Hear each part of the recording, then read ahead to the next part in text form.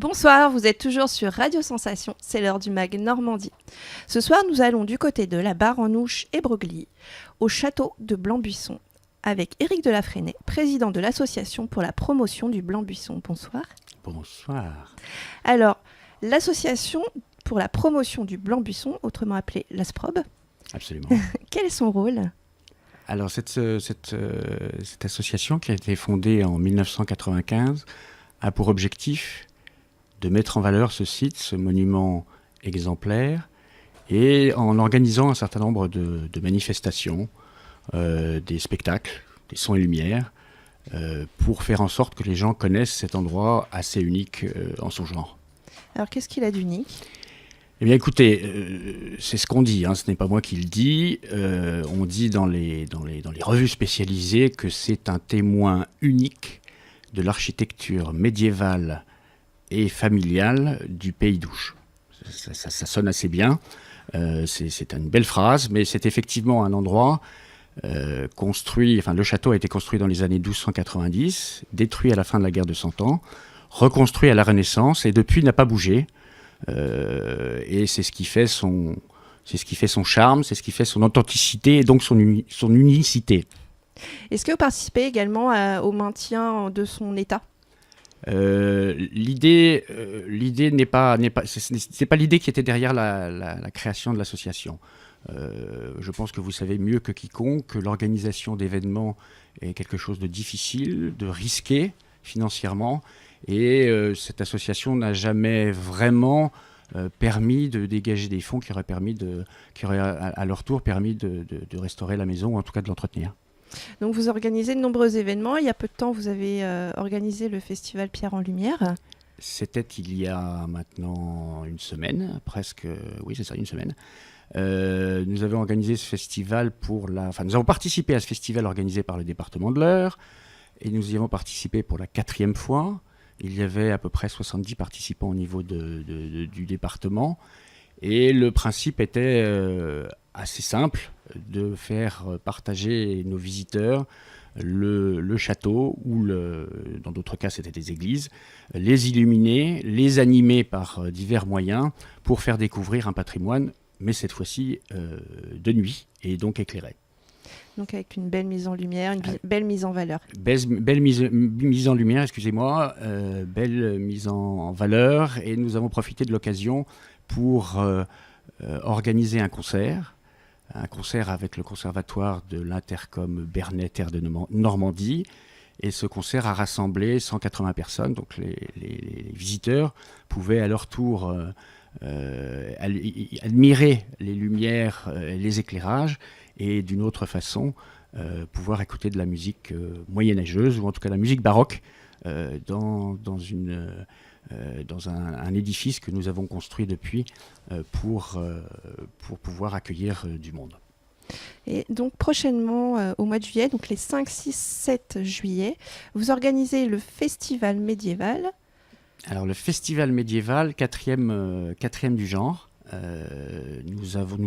très clairement, nous surfons sur la passion qu'ont les Français pour cette époque historique, puisqu'il y a un certain nombre d'événements sponsorisés là aussi par le département de l'Eure qui traitent de cette période historique chère aux Français. Et à cette occasion, là aussi, nous animons la maison, nous ouvrons la maison en accueillant des troupes de professionnels qui nous font de la fauconnerie, qui nous font du dressage de moutons. Alors ça, c'est une nouveauté de cette année, donc je ne sais pas ce que ça va donner. J'ai un peu peur que les moutons s'échappent dans le parc, mais il faut faire confiance aux prestataires, plus exactement aux professionnels. Nous aurons aussi des ateliers auxquels les enfants pourront participer, donc des ateliers des ateliers de confection, ateliers de confection par exemple de blasons. Ils pourront également faire un certain nombre de jeux, comme participer à un tournoi sur une petite carriole à roues poussée par le papa. Donc je vous laisse imaginer l'ampleur du combat entre les papas et bien sûr forcément les enfants. Donc un certain nombre de choses pendant la journée. Et je suis sûr que nous avons aussi un cascadeur professionnel qui est devenu un ami maintenant, et qui réalise soit du dressage de cheval, dressage de chevaux, pardon, soit des combats à pied ou à cheval, donc un tournoi qui a toujours beaucoup d'effets. Donc programme très riche, qui a beaucoup de succès et c'est là où j'allais terminer, je suis peut-être un petit peu bavard d'ailleurs, un peu trop bavard, et qui se termine le soir par un son et lumière, mais un petit son et lumière, en faisant participer à la fois les bénévoles de notre association, les professionnels, et qui racontent une histoire moyenâgeuse avec quelques accents fantastiques, sans pour autant que ce soit un nouvel épisode de Game of Thrones, forcément, puisque ce n'était pas l'objectif de ce petit spectacle. Oui, on est toujours bavard quand on est passionné. Oui, exactement. Oui. Et alors, vous parliez de maison. Le château est habité ? Alors, le château est habité, absolument. C'est une résidence secondaire, parfois primaire, pendant les congés. Et nous avons une gardienne qui veille sur les lieux. Alors, pour vous dire, simplement, c'est une maison qui a une forme de pentagone, qui pouvait abriter en son temps des troupeaux, des carrioles, des paysans, des artisans. Et ce pentagone est cerné de douves, donc ce qui fait que la nuit, ou quand nous ne sommes pas là, eh bien, la maison est complètement fermée et inaccessible à tous les visiteurs, même si le pont-levis qui existait dans le passé n'existe plus et que nous ne pouvons pas malheureusement le relever quand nous partons, mais ça, c'est pas très grave. Et donc, cette maison a donc ce caractère à la fois habité et en même temps de défense au milieu de ces douves tranquilles. Et alors, par moment, il est occupé par des enfants. Lors de sorties scolaires ? Les enfants.